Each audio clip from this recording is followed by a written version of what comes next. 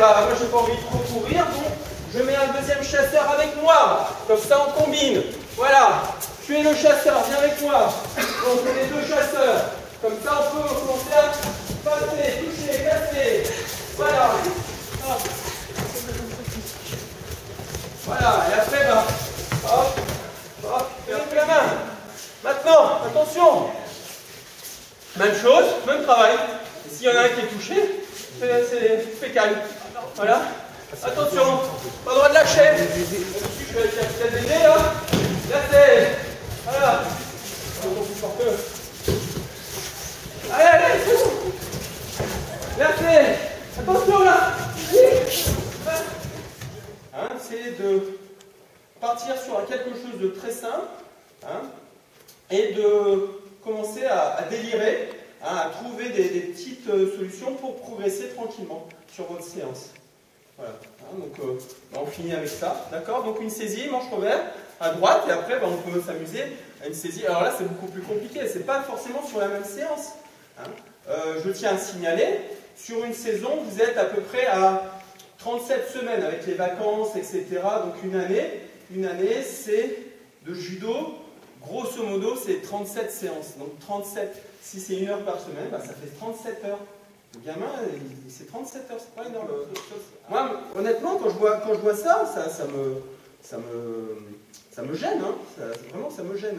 Hein, et pareil, quand je vois des jeunes compétiteurs, voilà, qui se permettent de dire je suis fort, et puis ils lancent des haraguchi avec un pied d'appui ici à 5 km. Moi, ça me gêne. Je dis, ben, ouais, mais si tu es vraiment fort, place ton pied au bon endroit. Là, tu lui mets de la force comme un terrain, mais ton pied d'appui, c'est bidon ce que tu fais. Donc, place bien, et puis peut-être, éventuellement, ça va. Ah, voilà. Hop. À toucher. Hop, voilà. Voilà, on peut délivrer. Voilà, merci. Voilà, rouler. Toucher, assurer. Un peu plus vite. Voilà. Ah, ça y est. Là, il faut calmer, là. Là, c'est calmé, là. Donc, soit c'est très, très imagé, hein, comme j'ai fait ici hier avec les requins, etc. Mais par exemple, je ne vais jamais dire à une personne, mets-toi en position quadrupédique. Voilà. Mets-toi en position quadrupédique. Voilà. Demandez à un gamin de se mettre en position quadrupédique. Quatre pattes, point voir. C'est ça. Hein, vous ne prenez pas la tête avec ça. Mais de temps en temps, le sortir, pas avec mais avec un public adulte. À un moment donné, c'est bon, quatre pattes. Mets-toi en position 4 pattes, position quadrupédique. Et ça aussi, ça éveille. Hein, ça aussi. Comme j'ai expliqué, se déplacer sur le côté.